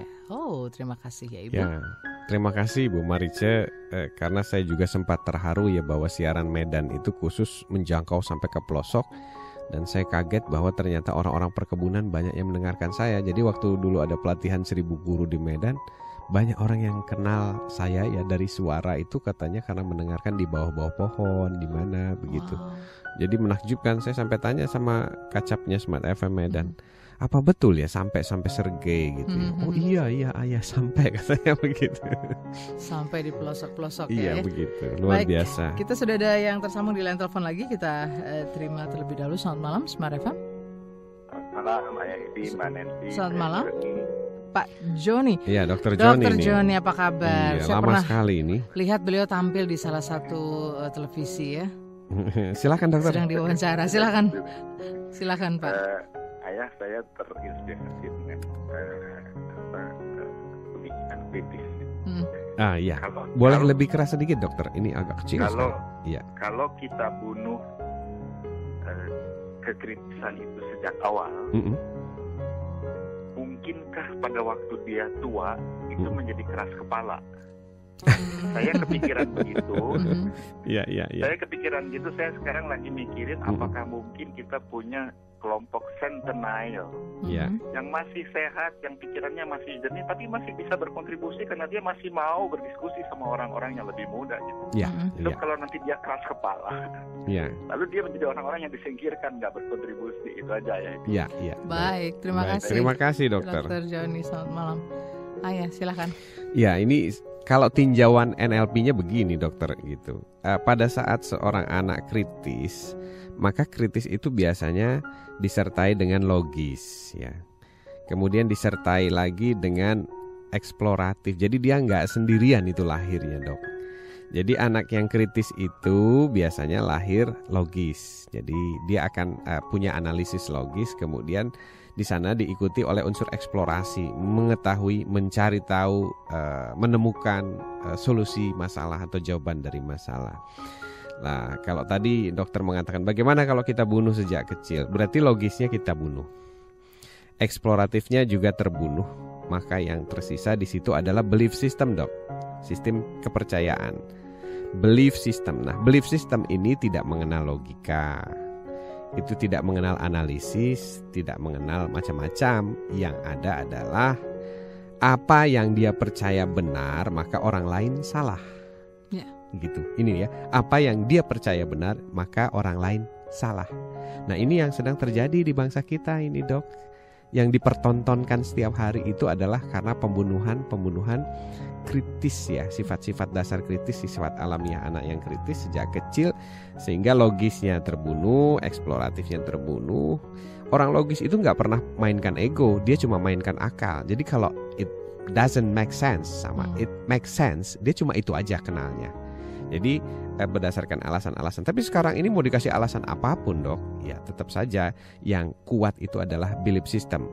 Nah, masalahnya di dalam belief system ini pada saat kita kehilangan kritis, yang terjadi adalah seperti yang kita lihat sekarang ini dok, gitu. Jadi kalau ada orang bilang serang semua, padahal di sana kan ada unsur logika harusnya. Kenapa kita harus serang? Nah, kenapa kita harus ini? Kenapa kita harus itu? Ini adalah hal yang menakutkan dok dalam sistem pendidikan kita. Itu yang saya sebenarnya paling ngeri dok saat ini gitu. Makanya saya berpindah ke lain hati ya, dari dunia profesional ke dunia pendidikan, karena saya melihat harus ada orang-orang outside the box yang melakukan tindakan nyata, paling tidak dari keluarga dulu deh, untuk melakukan proses-proses penyelamatan cara berpikir. Karena manusia ini hanya satu-satunya spesies di dunia yang oleh Tuhan diciptakan untuk berpikir. Tapi justru sebaliknya, justru kemampuan berpikir ini yang diberangus oleh sistem, sehingga kita menjadi spesies yang amat sangat berbahaya. Jadi memiliki kemampuan daya rusak yang sangat besar, tapi daya pikir yang sangat rendah. Begitu kira-kira dokter. Baik, Johnny. Dokter Johnny, terima kasih. Kita masih ada penelpon berikut. Kita sapa dulu. Selamat malam, Smart FM. Halo. Ya, selamat malam. Ya, saya Ali dari Depok. Pak siapa Pak? Maaf. Pak Ali. Pak Ali ya? Ya, monggo ya, Pak Ali. Suaranya diperbesar biar kedengaran semua. Monggo Pak, silakan. Saya mau tanya gini. Sebenarnya pelajaran bahasa Inggris diajarkan kepada semua anak itu perlu nggak sih ya? Di Jepang itu hanya beberapa penduduknya saja yang bisa bahasa Inggris, tapi mereka pede-pede aja. Wah, pertanyaannya luar biasa Pak Ali ini. Yang kedua, benar juga nggak sih kalau bahasa daerah seperti misalnya bahasa Jawa itu 20 tahun lagi katanya akan hilang, gitu, nggak ada yang menggunakan lagi. Yang ketiga ini mungkin sekolah alam yang dekat dengan Cimanggis itu gimana ya? Mungkin bisa dikasih tahu. Baik Pak. Ya, baik. Gitu aja. Terima kasih ya. Pak Ali di Depok ya, boleh langsung ditanggapi? Yang Pak Ali ini ya. Baik. Yang pertama begini Pak Ali. Bahasa itu adalah alat bantu berkomunikasi. Nah, prinsip dalam bahasa itu siapa yang butuh, dia yang harus belajar bahasanya. Ya. Gitu. Nah, siapa yang butuh siapa atau yang disebut sebagai daya saing atau nilai tawar, ya itu tergantung seberapa hebat negaranya, tergantung seberapa hebat penduduknya. Kalau Bapak membandingkan dengan Jepang, jelas-jelas Jepang tidak merasa butuh mempelajari bahasa Inggris. Ya, silakan orang Inggris dong yang harus mempelajari bahasa Jepang. Kenapa? Karena segalanya Jepang produksi sendiri, hampir semuanya. Teknologi mulai dari robotik, kendaraan, obat-obatan, dan semuanya. Jadi pada saat positioning nilai tawar sebuah bangsa itu berada jauh di atas bangsa lain, maka dia akan bilang, ya Anda belajar bahasa Jepang. Nah, kenapa bahasa Inggris itu menjadi perlu bagi bangsa Indonesia dalam kondisi saat ini? Mungkin karena salah satunya nilai tawar kita berada di bawah Inggris atau masyarakat internasional. Tapi kalau kita punya nilai tawar itu lebih tinggi, ya kita akan bilang, Anda dong belajar bahasa Indonesia, kenapa saya harus belajar bahasa Inggris? Itu yang terjadi pada orang Perancis, orang Jerman, tidak hanya orang Jepang, Pak. Gitu. Mereka bilang, ya apa salahnya saya nggak bisa bahasa Inggris, mereka dong belajar bahasa Perancis. Itu. Jadi program Indonesian Strong from Home ini ingin mengajak para orang tua mendidik anak-anak Indonesia secara benar supaya mereka jadi orang-orang hebat semuanya di Indonesia, dan nantinya Indonesia punya nilai tawar. Kira-kira seperti itu. Itu tergantung nilai tawar. Sementara kita terus merasa bahwa kita berada nilai tawarnya masih rendah, masih belum sejajar atau mungkin lebih hebat, ya selama itu pula kita masih memerlukan bahasa asing. Jadi mungkin kita menyiapkan generasi yang menghargai juga ya bagaimana. Jadi posisi penting dan tidak pentingnya bahasa Inggris atau bahasa asing itu ya tergantung nilai tawar kita. Terus berkaitan dengan bahasa Jawa akan punah dan sebagainya, ya saya pernah ketemu budayawan Jawa. Ya beliau mengatakan bahwa ya ojo mengkampanyekan bahasa asing terus. Apa nggak aneh nanti suatu ketika kita di Surabaya, di Semarang, di Jawa, di Solo, anak-anaknya nggak bisa ngomong Jawa? Apa pantas kita menyebut orang Jawa? Nah, disitulah baru saya ya terbuka dan tersadarkan bahwa bahasa identitas itu perlu, dan itu adalah nasionalisme. Itu yang dimiliki Jepang. Itu yang dimiliki Perancis, nasionalisme. Jadi tidak hanya nilai tawarnya tinggi atau nilai tawarnya lebih dari bangsa lain, tapi nasionalismenya juga tinggi. Itu menjadi nilai tersendiri ya? Iya, saya Nippon. Itu saya Nippon. Itu saya French. Kira-kira seperti itu Pak Ali jawaban kami. Oke, sekolah alam di Cimanggis ya. Terdekat. Ada di Cimanggis itu namanya sekolah alam semut-semut Pak. Ya, semut-semut. Itu Cimanggisnya dekat tahanan Brimob itu ya, daerah situ Pak, daerah seputar situ. Itu ada, kemudian ada di Ciganjur lagi, di Ciganjur sekolah alam Ciganjur ada 2 yang terkenal itu di sana ya. Kalau yang semut-semut itu punyanya Mbak Arfi itu teman lama saya Pak. Begitu. Mudah-mudahan informasinya menjawab. Saya mau ke SMS dulu, baru kita terima telepon. Saya bacakan dulu ya dari SMS. Ini ada Pak Rahmat di Medan ya, 08216399 ya. Saya minta solusi dari Ayah Edi. Anak saya usianya 8 tahun. Anak saya sangat keras kepala. Baby sister dan pembantunya serta ibunya pun atau mamanya dan gurunya juga kadang-kadang dilawan. Dan anak saya sangat malas sehingga tahun ini tidak naik kelas. Apa yang harus saya lakukan untuk anak saya agar bisa menurut dengan saya atau orang lain? Terima kasih Ayah Edi. Sebelum dijawab kita terima telepon dulu Ayah. Halo, selamat malam. Halo. Ya, selamat malam. Dari siapa di mana Pak? Dari Muhtamil Mbak Nanti. Oke Pak, boleh langsung saja. Oke, terima kasih Ayah. Pak Muh, boleh suaranya diperkeras Pak Muh. Apa kabar? Sudah lama ini nggak masuk. Monggo Pak Muh. Iya, saya ngikutin terus saya. Monggo Pak Muh. Ya, baru sempat kali ini nih nelpon. Silakan Pak. Iya. Ya, saya mau ngucapin terima kasih aja buat Ayah Edi. Ya, istri saya sekarang sudah lebih baik dan saya ucapkan terima kasih juga buat istri saya. Wah, luar biasa. Saya tepuk tangan Pak di sini Pak. Terus saya menanggapi Pak. Terus berkampanye ya Pak ya melalui kendaraan ya Pak? Iya, barusan tamu saya juga ikut mendengarkan, ternyata suka juga. Oh, luar biasa. Monggo silakan lanjut Pak. Ya, untuk menanggapi Pak Dokter tadi ya. Oh iya, Pak Dokter Joni. Jadi saya alami sendiri dengan adanya anak yang kritis itu, ternyata kalau kita kasih kesempatan itu akan menjadi berkembang, dia itu bisa mengkritisi orang tuanya, misalnya salah atau apa gitu. Ya. Bisa dikritisi. Saya sendiri pernah dikritisi ya. Apa itu Pak? Ya, pada waktu itu saya menanggapi tentang tawuran dan sebagainya gitu ya. Iya. ternyata dia lagi concern tentang adiknya yang pergaulannya agak kurang bagus dengan seorang gitu kan. Katanya, ayah kenapa menanggapi yang itu gitu kan, sedangkan adik saya nggak dikasih perhatian gitu. Oh gitu. Jadi, gajah di pelupuk mata gitu ya Pak ya. Terima kasih nak. Ya, terima kasih kembali Pak Mu. Salam buat keluarga. Ya, banyak sekali pertanyaan yang masuk dan tadi sudah ada 1-2 SMS di telepon. Kita akan coba juga mencari tanggapan Ayah ya, menggali bagaimana sebenarnya solusi yang bisa dilakukan. Silakan Ayah. Ya, Pak Rahmat begini. Menurut ilmu parenting bahwa anak kita itu adalah cermin, ibarat cermin atau kaca yang memantulkan gambar. Nah, gambarnya dari siapa ini? Nah, ini yang perlu dicari, gambarnya dari siapa. Gambarnya biasanya bersumber dari pertama, lingkungan terdekat itu biasanya orang tua. Kalau nggak ayahnya ya ibunya. Terus yang kedua dari tontonan televisi. Yang ketiga dari teman-temannya di sekolah, pergaulan di sekolah. Tapi berdasarkan pengamatan saya selama lebih dari 7 tahun, sekarang sudah 7 tahun ya.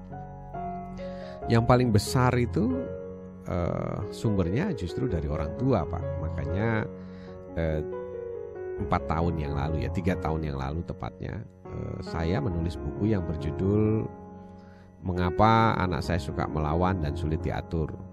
Nah itu ternyata penyebabnya ada 37 kebiasaan orang tua yang menyebabkan atau menghasilkan perilaku buruk pada anak, termasuk suka marah, mukul, dan ngamuk. Nah jadi karena anak itu sifatnya cermin ya. Jadi kalau cermin itu, kalau kita ingin menghapus ya, misalnya ada noda lipstik di bibir atau di pipi itu, maka kita tidak bisa menghapusnya lewat cermin. Kita hanya bisa menghapusnya lewat diri kita sendiri, nanti nodanya bisa hilang di cermin. Jadi jangan pernah berharap meminta anak kita berubah kalau kita tidak berubah dalam hal cara mendidik dan keseharian kita.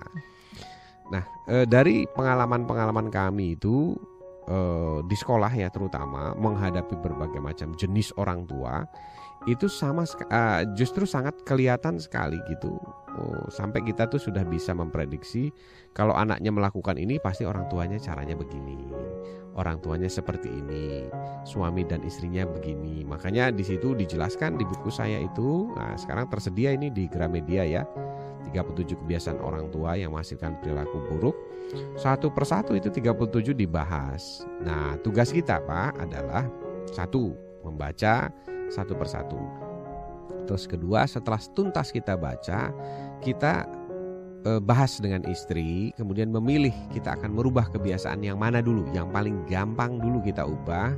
Kemudian kita cari hubungannya, kebiasaan mana ini yang saling berkait satu sama lain. Kemudian pada saat kita coba dalam waktu seminggu, biasanya akan ada timbul perlawanan hebat dari anak. Tapi kalau kita konsisten, tegas dalam melakukan satu persatu perubahan tadi, maka dalam waktu 1 bulan sampai 3 bulan anak kita berubah secara total. Nah justru pengalaman kami menerapkan di sekolah terhadap anak-anak yang seperti ini paling lama cuma 1 bulan mereka berubah. Hanya mereka menjadi 3 bulan lamanya berubah itu karena orang tuanya yang sulit diubah. Nah itu sudah berkali-kali kami buktikan. Nah di sekolah kami itu punya kebijakan bahwa tidak akan kita ada pelajaran yang berarti dulu sebelum kita berhasil mengubah akhlak anak.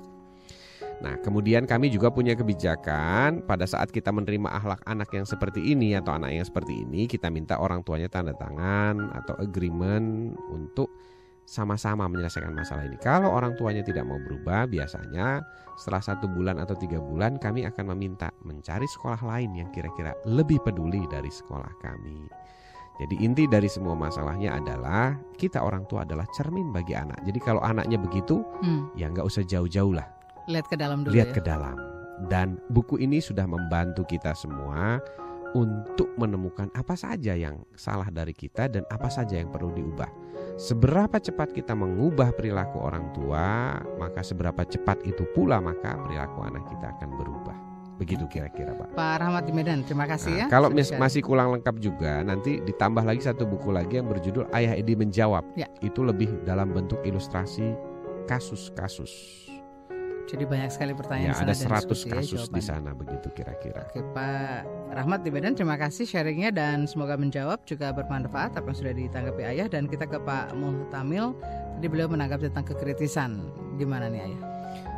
Iya betul bahwa ya harapan kami melalui program Indonesian Strong From Home ini Pak Muh, setiap keluarga siapapun bisa mendidik anaknya secara tepat begitu, karena memang kita semua tidak pernah bersekolah jadi orang tua, apalagi lulus jadi orang tua. Jadi kita adalah orang tua yang seadanya. Jadi mari kita sama-sama belajar setiap malam supaya kita tidak keliru nanti dalam proses mendidik anak. Kenapa?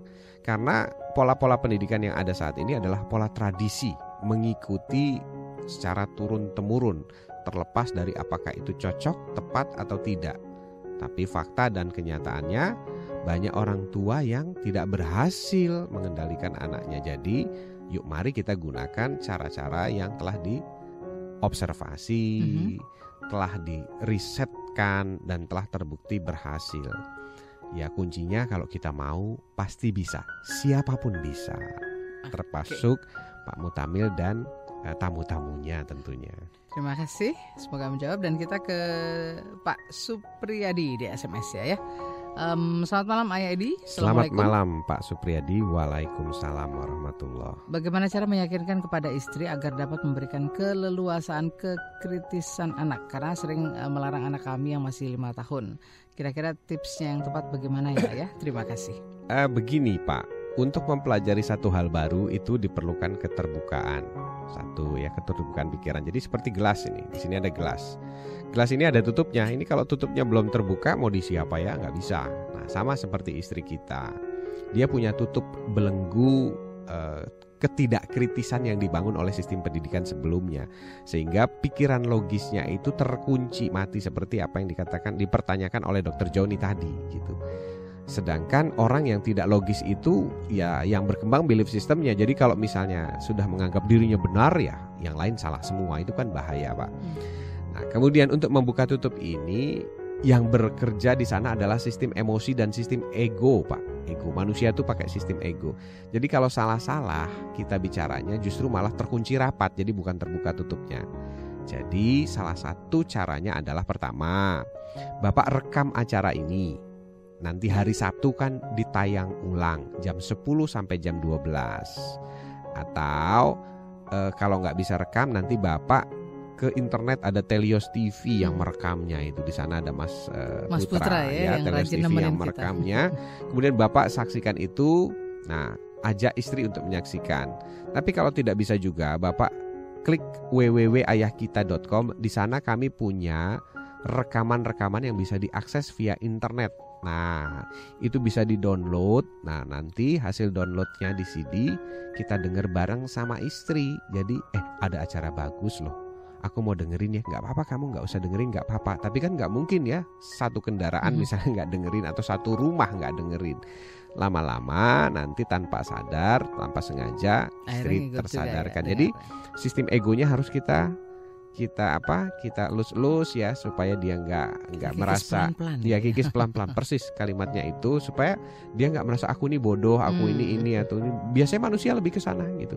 Saya saja sama istri saya sendiri itu walaupun dia tahu apa saya pembicara, saya tetap juga hati-hati itu. Karena sistem ego itu dimiliki oleh semua orang termasuk saya. Begitu kira-kira Mbak Nancy. Oke, terima kasih dan untuk Pak Supriyadi ya di berapa tadi nomornya? Oke, saya lupa jadinya. Ya, titik. Ya.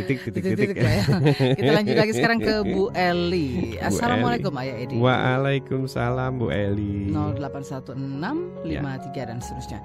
Anak kedua saya Putra, usianya 16 tahun. Kalau ditanya cita-citanya ingin jadi pembalap, padahal saya nggak setuju Ayah. Nah, adakah cita-cita yang sedang diupdate ya sama servernya? Harap bersabar sedikit. Sebentar ya Ayah, saya coba cari lagi pertanyaannya tadi. Oke. usianya tadi 16 tahun. Nah, adakah cita-cita yang kedua? Ada cita-cita yang kedua. Nah, ini bagaimana ya melihat cita-citanya ini Ayah dibandingkan dengan cita-cita pertama tadi? Tolong pencerahannya. Iya, yang pertama Ibu, setelah ini Ibu sering-sering ajak anak Ibu untuk bicara tentang cita-cita. Oke, pembalap. Oke, selain pembalap ada lagi nggak? Oke, semuanya aja tuangin gitu. Supaya dia leluasa gitu. Kemudian kalau ternyata hanya pembalap dan misalnya satu lagi band misalnya gitu, ya nggak apa-apa, terus aja coba. Nanti kita lihat hasilnya. Kamu bosan nggak di sana? Kamu konsisten nggak? Terus coba dulu main go-kart. Kemudian kata guru go-kartnya, kamu berbakat nggak gitu. Karena kan yang namanya cita-cita harus dilengkapi sama bakat. Ya. Begitu. Karena Tuhan biasanya ngirim cita-cita dalam diri seorang anak itu udah berikut bakat-bakatnya gitu, perlengkapannya. Nah, ketakutan ibu terhadap dunia balap ini kan biasanya takut celaka ya. Takut celaka, takut ini, takut itu. Justru menurut catatan dari Asosiasi Balap Internasional gitu ya, kecelakaan itu lebih banyak di jalanan daripada di sirkuit balap. Karena di sirkuit balap itu sangat dirancang, sangat aman sekali. Bahkan dalam kehancuran mobil aja drivernya masih bisa hidup gitu ya. Karena teknik-teknik penyelamatan diri, teknik ini, teknik itu semua diajarkan secara lengkap. Dan alat-alatnya harus di-standarisasi, jadi nggak boleh di bawah standar. Jadi sebenarnya kalau misalnya ada orang ketakutan tentang dunia balap, salah satunya disebabkan karena belum tahu tentang dunia balap itu sendiri gitu. Tapi di sisi lain dunia balap itu bisa keliling dunia. Nanti ibu bisa diajak keliling dunia, nonton di Monaco, kemudian pergi ke sini, pergi ke situ dan sebagainya. Itu banyak sisi positif justru yang tidak diketahui, tidak dipertimbangkan. Kita lebih banyak ketakutan-ketakutan. Kenapa ini terjadi ya Bu Eli? Karena memang sejak kecil kita dididik dengan penuh ketakutan. Ya. Segalanya modelnya ancaman. Ayo mandi, kalau nggak mandi nanti apa? Terus jangan duduk di situ, nanti ada begini-begini gitu. Terus ini nanti ada setan, ada ini, ada itu. Terus saja alam bawah sadar kita itu dididik dengan penuh ketakutan. Jadi begitu kita punya anak berkeluarga, isinya ketakutan-ketakutan yang dulu kita rekam. Padahal belum tentu ketakutan kita ini realistis dan logis. Jadi menurut saya, satu, upayakan untuk memancing anak menemukan cita-citanya yang lain. Karena bisa jadi dia taunya cuma dunia balap gitu. Belum lihat pameran di Singapura, belum lihat pangeran di mana, maka ajak sering-sering ke pameran. Ya. Supaya tahu, oh profesi itu ada ribuan macamnya, ada jutaan malah. Seperti itu. Tapi kalau memang dia ternyata konsisten di sana, pelatih balapnya atau go-kartnya bilang, wah ini memang calon juara dunia seperti Rio lah. Nah Rio kan nggak mau lain-lain kecuali balap, akhirnya jadi juara dunia kan. Nah toh juara dunia yang selamat pastinya begitu. Justru hati-hati bahwa kecelakaan di jalan itu jauh lebih fatal daripada kecelakaan di sirkuit. Begitu kira-kira Bu ya. Jadi dua itu ibu jalani. Temukan cita-cita yang lain, backup apa yang ada. Karena biasanya kalau anak-anak udah ngotot di jalurnya seperti itu, ya itu datangnya dari Tuhan ya. Ya kalau kita larang nanti sama dengan Indonesia ini tidak punya juara dunia nanti. Karena semua orang tua ingin anaknya seperti apa yang diinginkannya. Oke, mudah-mudahan menjawab Bu Eli. Terima kasih. Ya, di sesi terakhir kita juga masih memberi kesempatan untuk Anda. Dan terima kasih banyak, sudah banyak sekali yang tentunya juga ingin diskusi. Dan mudah-mudahan ada beberapa pertanyaan yang serupa ini bisa menjawab. Dan kalaupun belum sempat kami jawab kali ini, kita akan nanti ulas di beberapa waktu mendatang. Kita ke email lagi ya. Silakan Mbak. Kita ada beberapa pertanyaan lagi di email. Ini dari Ibu Lilis Suwarni ya. Ayah, bagaimana mengendalikan anak yang seolah hobi dapat kepuasan kalau sudah menyakiti orang, bahkan sampai melukai. Tapi si anak susah sekali untuk diajak belajar meminta maaf. Kalau dipaksa malah berani menghantam gurunya sekalipun. Dan umurnya 9 tahun, kelas 3 SD. Terima kasih untuk jawabannya. Secara klinis, kemudian secara mental, tidak ada manusia itu yang dirancang melakukan kejahatan terus dia puas gitu. Yang ada adalah kalau alam bawah sadarnya sudah diisi oleh program-program seperti itu, baik secara sadar ya, kemudian ataupun secara tidak sadar. Kalau secara sadar biasanya ini dilakukan untuk orang-orang militer atau tentara yang bertempur ya Mbak ya. Jadi dia tega itu membunuh manusia, menembak manusia, menyiksa manusia gitu. Karena memang otaknya dirancang for fighting ya, untuk bertempur. Gitu. Makanya biasanya kalau tentara-tentara itu baru pulang tempur, dia akan masuk karantina dulu selama 3 bulan sampai 6 bulan. Itu kebetulan di Bogor kita pernah dekat dengan karantina seperti itu. Supaya apa? Supaya reaksi-reaksi tadi di alam bawah sadarnya dinetralisir terlebih dahulu. Nah ini kan pertanyaannya, anak-anak nih bukan tentara, kok bisa begitu ya gitu. Nah biasanya ya bersumber dari tontonan-tontonan yang tidak sehat tadi, game-game yang tidak sehat. Kan game-game kita itu sekarang isinya tempur, bunuh-membunuh ya. Dan itu vulgar, ada seks juga di dalamnya, ada seksnya itu tidak terbatas hanya cium-cium gitu, tapi sampai ke senggama begitu.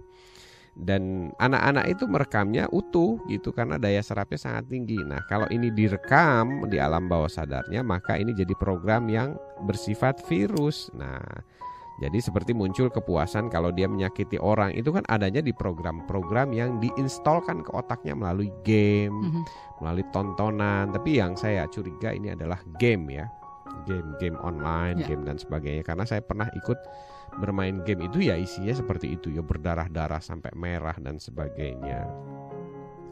Nah jadi Bu Lilis nanti lakukan proses telusur, sebabnya apa ini, sumbernya dari mana ini. Karena tidak ada, saya katakan tidak ada anak yang dirancang oleh Tuhan punya kepuasan menyakiti orang lain. Justru di dalam diri anak itu ada yang namanya hati nurani yang selalu bicara, mengingatkan dan memberi rasa takut kalau kita berbuat salah. Hanya seringkali kita tidak sensitif dan tidak mendengarkan hati nurani tadi. Jadi tugas Bu Lilis yang pertama, selain menelusuri di mana sumbernya, nanti kalau udah ketahuan coba diputus mata rantainya dari sumber itu. Misalnya game online, cari game-game lain yang lebih sehat, arahkan ke aktivitas seperti olahraga, bela diri dan sebagainya. Nah berikutnya adalah ibu belajar mendidik anak dengan tegas. Karena saya ribuan kali ya, kalau ribuan berlebihan lah, saya sebut ratusan kali melihat ibu-ibu di mall ya, bagaimana mengajar anaknya. Ya Tuhan, sangat minim sekali. Anaknya teriak-teriak, ibunya diam saja kebingungan harus bagaimana. Kemudian anaknya merengek, anaknya guling-guling pun gak tahu bagaimana caranya. Nah seandainya saja ibu-ibu dan Bu Lilis mau membeli buku saya, membaca dengan hati ya, bukan dengan mata tapi dengan hati dan mata. Juga yang Ayah Edi menjawab, buku yang berwarna hijau. Kemudian ibu coba praktekkan ya. Setiap ada kasus praktekkan, setiap ada kasus praktekkan. Kemudian tadi saya katakan, kita tidak akan bisa mengubah anak sebelum kita mengubah diri kita sendiri. Nah 2 buku itu saya rekomendasikan untuk dipraktekkan, bukan ditaruh di atas lemari, dibaca berulang-ulang. Saya saja Bu, penulisnya masih selalu baca berulang-ulang untuk mengingatkan, reminder. Karena manusia ini pelupa, manusia ini tidak konsisten. Nah kita harus melatih diri kita supaya konsisten, tegas. Di situ dijelaskan apa efek-efek kalau tidak konsisten, tidak tegas, tidak jelas, membuat aturan. Ya, yang kita tuai adalah anak-anak yang membuat hidup kita repot setiap hari. Tapi kalau kita tahu bagaimana cara mengelolanya, maka kita akan sangat terbantu dengan adanya anak-anak kita. Akan happy, bahagia, tentram, kerja itu nikmat, bersama mereka itu damai. Persis seperti kita punya alat bantu ya. Kalau zaman sekarang tuh iPad, kalau kita nggak tahu pakai caranya juga sama, bikin pusing. Tapi begitu kita belajar dan tahu cara menggunakan semua fasilitasnya, oh iya ya ternyata lebih mudah, memudahkan kita, lebih ya? enak, lebih terbantu, lebih apa, dan semuanya serba lebih. Begitupun anak kita kira-kira. Oke, terima kasih Bu Lilis, Bu Lilis Warni, dan semoga juga bisa diaplikasikan langsung. Kita ke Ibu Astuti. Ayah beliau ingin ikut observasi karena tahun depan anaknya laki-laki umur 11 tahun masuk SMP. Agar saya tidak salah mengarahkan anak saya, apakah saya boleh ikut di kegiatan ini? Mengingat jarak kotanya cukup jauh ya dari Jakarta. Jauh itu berapa ya? Saya nggak tahu, tapi yang jelas peserta observasi itu ada yang dari Bontang, ada yang dari Pekanbaru, lebih jauh lagi dari tempat Bu Astuti, dari Medan, kemudian ada yang dari macam-macam ya Bu ya, dari semua daerah di Indonesia. Dan saya bersyukur bahwa para orang tua Indonesia pada akhirnya tersadar untuk memutuskan bahwa mengikuti program pemahaman anak ini adalah sebuah investasi besar bagi masa depannya.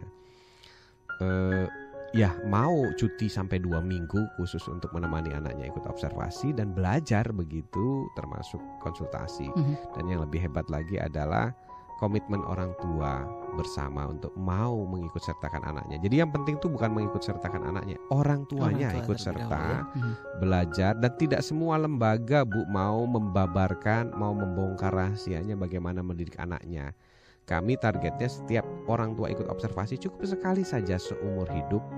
Itu menjadi bekal bagi dirinya bahwa kita sebagai orang tua tahu bagaimana mendidik secara tepat investasi berharga kita ini. Oke, mendidik secara tepat dan juga memahami bagaimana kekritisan anak siapa kita. Siapa saja boleh ikut, anak ibu boleh ikut, kalau bisa segera daftar karena sudah 11 tahun ya. Kalau sudah SMP kita sudah tidak terima lagi. Kemudian caranya tinggal ibu buka di website ya, klik ayahkita.com, kemudian cari artikel tentang observasi, ibu baca, kemudian di situ ada PIC, person in charge-nya, silahkan dikontak dan dihubungi. Oke, semoga bermanfaat Bu Astuti informasi ini. Ya. Dan Ayah, apa yang bisa kita ambil ya, benang merah dan juga inspirasi untuk tentunya menyikapi kekritisan anak-anak kita? Ya, di Facebook saya menulis quote dari Albert Einstein ya, yang mengatakan bahwa kalau kita ingin anak kita itu benar atau pintar, maka jadilah kita orang bodoh. Saya memaknai kalimat itu dari Albert Einstein adalah supaya orang tuanya terus belajar. Terus Einstein bilang bahwa kenapa banyak anak-anak yang tidak pintar, karena orang tua dan gurunya sok pintar gitu, atau merasa dirinya pintar, jadi nggak pernah mau belajar begitu. Jadi itu kalimat yang sangat dalam sekali yang disampaikan Einstein. Kemudian saya baca juga ada yang menanggapi, katanya Confucius ya, Confucius itu pernah menulis yang senada bahwa anak-anak kita ini adalah guru alam semesta dan muridnya adalah orang tuanya. Jadi sadari anak-anak kita murid alam semesta, dan sadarilah bahwa kita ini bodoh, nggak tahu apa-apa. Jadi supaya kita terus belajar. Nah, dengan belajarlah nanti kita insya Allah akan menjadikan anak-anak kita bintang di berbagai profesi, kemudian menjadi akhlak yang baik dan akan sangat mencintai orang tuanya. Insya Allah, amin. Terima kasih Ayah Edi, inspirasi terima kasih kembali, terima kasih Smart Listener. Dan terima kasih Smart Listener sudah tentunya bersama-sama kita, dan semoga banyak manfaat yang bisa kita petik dari perbincangan kita. Anak-anak kita harus tetap kritis ya, tetapi kita juga perlu bagaimana menyikapi mereka.